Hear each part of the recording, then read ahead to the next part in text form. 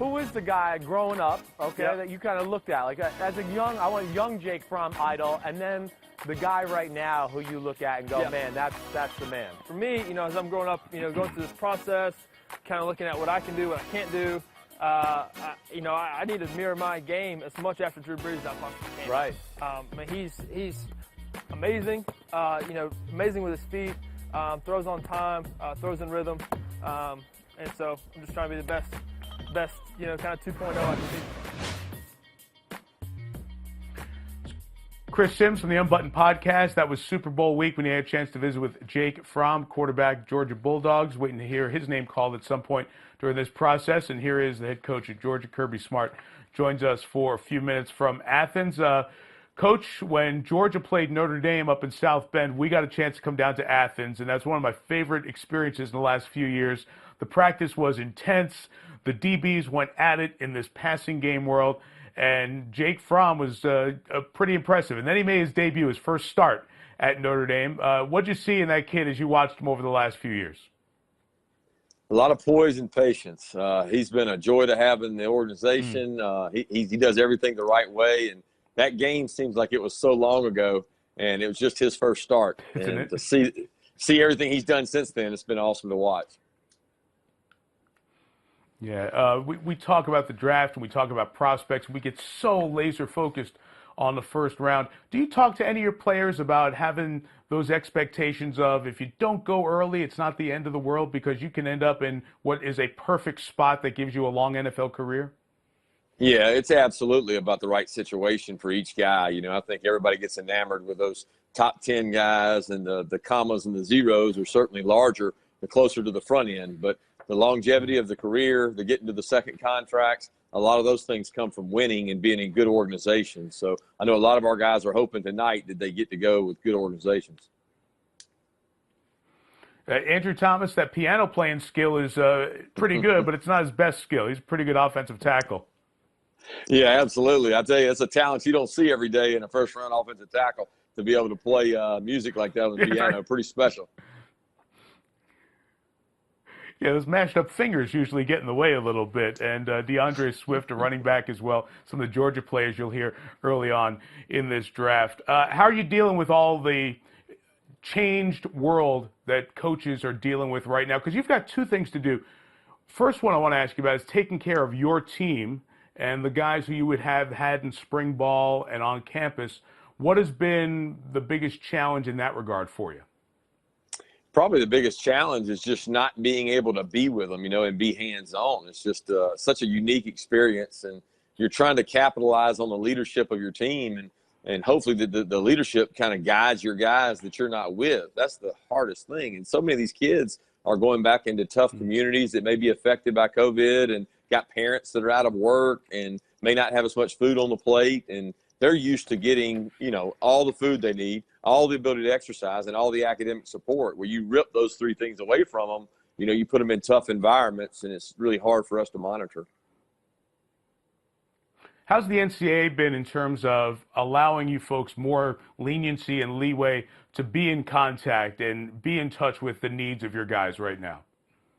Well, it's tough because they're trying to also not have a competitive advantage for anybody. So when you look at it across the board, they want to do what they can do to help each and every player. One of the biggest things I've always been concerned about is a routine. So many of our kids, when they get home, they're in the element of rest and sleep because that's what they usually do at home. Now they have to be in work mode. So, the NCAA doesn't allow us to monitor the workouts or mandate that they would do workouts. So really all we're allowed is a couple hours a week on football and watching that on video. So it's been a tough adjustment, but our kids are resilient, and all these kids will get through it. Then, Kirby, there's another part of college football that maybe hasn't gotten a lot of conversation because it's not that important relative to the real things that are going on in life right now. And that's camps and recruiting, because whether it's the recruits who are out there who are getting inundated with phone calls or the camps that you have where you really see guys and get to identify some of these high school prospects and know these are the ones we want to spend our time on recruiting, sophomores, maybe some of the juniors, but usually sophomores. This off-season becomes a huge time in the recruiting process. How much of a challenge has that been for all of you as coaches right now? Well, outside of our own team, like you mentioned, it's the greatest challenge there is, because our ability to gather information on a kid comes from, number one, going to his high school and talking to the people who have been around him. So we rely heavily on that information. The next thing in a place like Georgia is you rely on camp information. You know, when a kid comes to camp, how does he work? Does he work? Does he want to work out? Is he competitive? You know, what are his skill sets? When you take away the opportunity to probably have camps this summer and be able to recruit face-to-face, you put a lot of doubt in a lot of people's head, and we have to go kind of like the NFL does. We got to go back to the old school and call people, get on virtually, find out, is this kid committed to the time he said. You know, a lot of these GMs now, they're calling kids and they're saying, all right, is he going to be on time for the FaceTime? Is he going to be driving a car? What is he doing? Well, we're doing the same thing with a high school kid. If he's committed to the process and jumping on Zoom at the right time, he's probably going to be the right kind of kid to be in your team. Interesting. There's always been talent at Georgia, and you were around so much talent at Alabama there with Nick, and you've been able to kind of bring the right mix of what worked there to Athens and get Georgia football back to a national championship caliber program.